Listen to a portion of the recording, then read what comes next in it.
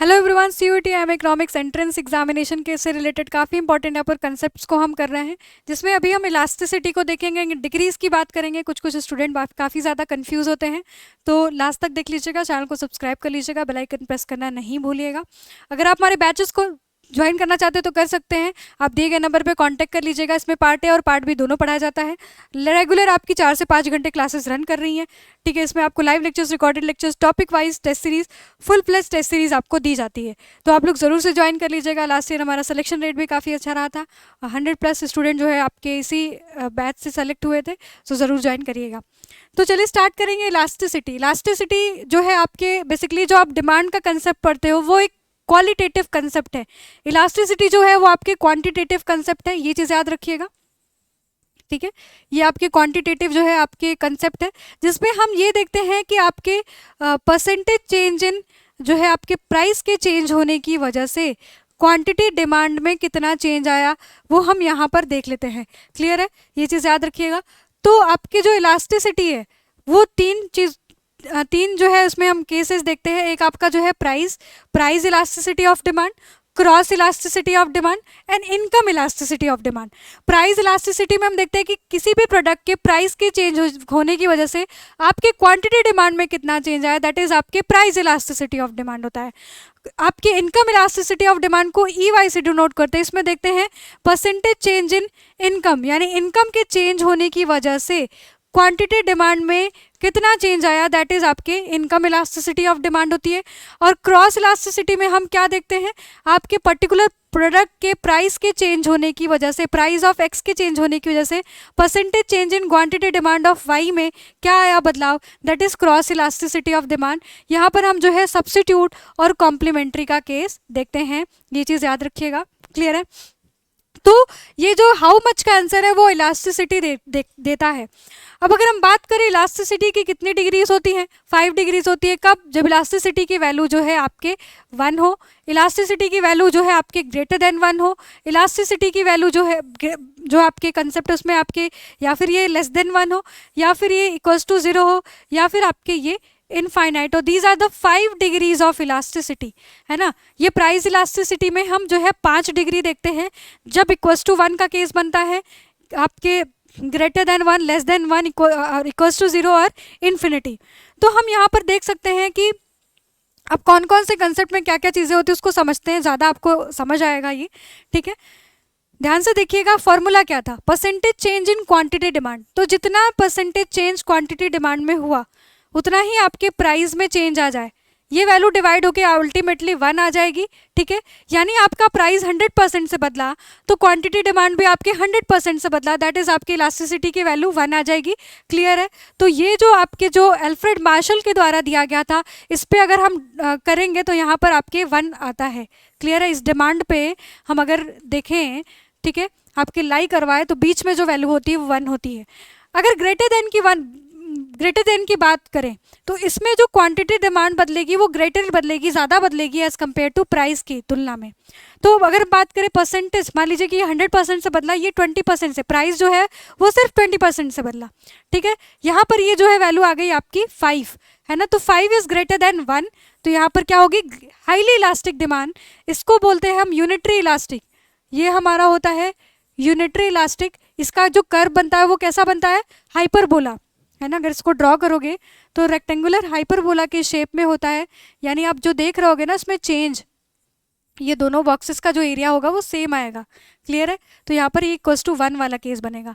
Clear है। तो यहाँ पर ग्रेटर देन 1 के केस में हम यहाँ पर लाई करवाते हैं, ठीक है। ये ग्रेटर देन 1 का होता है, यहाँ पर इलास्टिसिटी ग्रेटर देन 1 होती है, जो आपके मार्शल के द्वारा पॉइंट इलास्टिसिटी दिया गया था उसके अकॉर्डिंग।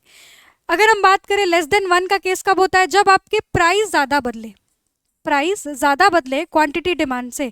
तो ऑब्वियस सी बात है, नीचे आपका जो न्यूमरेटर डिनोमिनेटर है उसमें क्या है, प्राइस है। तो प्राइस मान लीजिए कि 100% से बदला, और जो आपका क्वांटिटी डिमांड है वो आपके बेसिकली 20% से बदला, तो ये वैल्यू समथिंग आपकी कुछ जो है आ जाएगी पॉइंट में। तो ये आपके बेसिकली क्या होती है, लेस देन 1, यानी ये कहीं ना कहीं 1 से छोटी है। तो लाई कहाँ करवाएंगे, यहाँ पर लेस देन 1 का केस हो जाता है। क्लियर है। इसमें हम देखेंगे प्राइस ज़्यादा बदल रही होगी। जीरो का केस क्या होता है, इसको हम बोलते हैं perfectly inelastic demand. Perfectly inelastic demand का मतलब यहाँ पर क्या है कि आपकी प्राइस जो है, याद रखिएगा, इसमें 10% से बदल रही होगी पर क्वांटिटी 0% से बदल रहा होगा। तो जब न्यूमरेटर की वैल्यू 0 होगी और डिनोमिनेटर 10 है तो अल्टीमेटली 0 वैल्यू आ जाएगी, इलास्टिसिटी की वैल्यू 0 हो गई। तो ये किस तरीके से इसका डायग्राम बनता है, ये देख लीजिए यहाँ पर। ये क्वांटिटी हमने एक्स एक्सिस पे लाई करा है, वाई एक्सिस पे आपके जो है प्राइस को लाई करा है। प्राइस बहुत बदल सकते हो, प्राइस जो है आप 10%, 20%, 30% बदल सकते हो, क्वांटिटी आपकी सिर्फ वही रहेगी, उतने की उतने, उसमें कोई भी बदलाव नहीं आएगा। तो ये याद रखिएगा कि आपके परफेक्टली इनइलास्टिक डिमांड यहाँ पर इसको कहा जाता है, परफेक्टली इनइलास्टिक। इनइलास्टिक वर्ड का ही मतलब क्या है, इनइलास्टिक जो वर्ड है इसका मतलब है नो चेंज, है ना, कोई भी बदलाव नहीं आया, नो चेंज इन डिमांड। तो नो चेंज इन डिमांड का मतलब देखो यहाँ पर कुछ बदला नहीं, बदला ना, वहाँ पर सिर्फ प्राइस बदल रहा है। क्लियर है, तो यहाँ पर नो चेंज इन डिमांड, इसको परफेक्टली इनइलास्टिक बोलते हैं। परफेक्टली इलास्टिक का केस देख लेते हैं, जहाँ पर आपके क्वांटिटी डिमांड में 100% चेंज आया और प्राइस सिर्फ जो है 0% से बदला। अल्टीमेटली आपके कोई नंबर को, किसी भी नंबर को आप जो है 0 से डिवाइड कर देंगे तो वैल्यू क्या आ जाती है, इनफाइनाइट आ जाती है, इसलिए इनफाइनाइट है।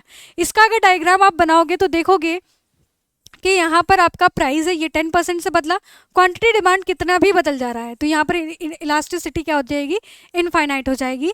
ये से ज़्यादा रखिएगा। और डिग्रीज से क्वेश्चन आता है, न्यूमेरिकल प्रॉब्लम भी आता है, ठीक है। आप किस जो है फॉर्मूला को यूज़ करेंगे उसको मैं यहाँ पर लिख दे रही हूँ, जिससे कि आपके जो है आगे कंसेप्ट आपको याद रहे। तो फॉर्मूला होता है, अगर हम बात करें क्या होता है, change in quantity divided by change in price, price into quantity, ठीक है। ये नेगेटिव भी लिखा रहता है पर नेगेटिव को इग्नोर करते हैं क्योंकि जो है ये फॉलो नहीं करता मैथमेटिकल रूल को, ठीक है। ये चीज़ आपके इग्नोर कर दिया जाता है। ये फॉर्मूला जो है यूज़ करके आप देखते हो चेंज इन क्वांटिटी क्या हुआ, चेंज इन क्वांटिटी मतलब final quantity minus initial quantity. Change in price का मतलब क्या हुआ, final price minus initial price. आप बस इसको पुट करो और करते जाओ, ठीक है। एक और फॉर्मूला इसका है, इसी फॉर्मूले को अगर हम लिख दें इस तरीके से,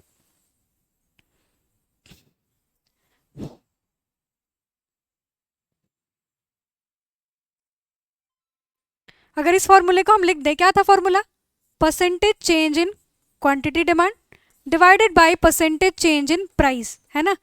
ये आपका क्या है, फॉर्मूला है। क्लियर है। अब इस फॉर्मूले को परसेंटेज चेंज को कैसे लिखेंगे, change in quantity demand divided by initial quantity into 100। किससे डिवाइड कर रहे हैं, change in price divided by price into 100। हमने क्या देखा था, जो चेंज इन क्वांटिटी था उसको कैसे डिनोट करते थे, final quantity minus initial quantity. Change in price को किससे डिनोट करते थे, final price minus initial price. अब पुट करो इसकी वैल्यू, क्या आ जाएगा, जो डेल्टा क्यू की वैल्यू है Q1 minus Q divided by Q into 100, ठीक है। डिवाइडेड बाई फिर क्या हो जाएगा, P1 minus P upon P into 100। ये कैंसिल आउट हुआ, क्लियर है। और आपका जो डेल्टा, जो ये Q1 माइनस क्यू है उसको डेल क्यू से डिनोट कर रहे हैं upon Q divided by P upon Q, sorry P upon delta P upon P. अब तो 100 तो कैंसिल आउट हो चुका है।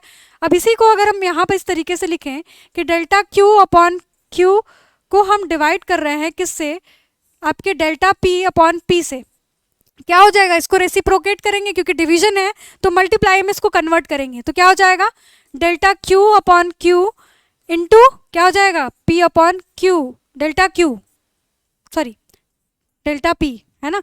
अब इसको क्या करेंगे, डेल्टा वाले को एक साथ कर लो तो अल्टीमेटली फॉर्मूला हमारा मिल जाएगा, delta Q upon P into P upon Q. यही फॉर्मूला हम यूज़ करते हैं। नेगेटिव साइन क्यों लगता है, क्योंकि आपको पता है ना कि क्वांटिटी डिमांड और जो है प्राइस में इन्वर्स रिलेशनशिप होता है, उससे ही होता है ये, ठीक है। तो इस पे न्यूमेरिकल प्रॉब्लम आप ज़रूर से कर लीजिएगा। वैसे तो हम अपने जो है क्लासेस में भी दे रहे हैं, तो आप वहाँ पर भी ज्वाइन करके कर सकते हैं। उसमें भी टेस्ट सीरीज़ रहेगा जिसमें कि आपके काफ़ी न्यूमेरिकल दिया जाएगा। ये कंसेप्ट इंपॉर्टेंट एग्जाम के लिए जुड़े रहिएगा, ऐसे ही और भी कॉन्सेप्ट्स को देखते रहेंगे। चैनल को सब्सक्राइब करके रखिएगा। धन्यवाद।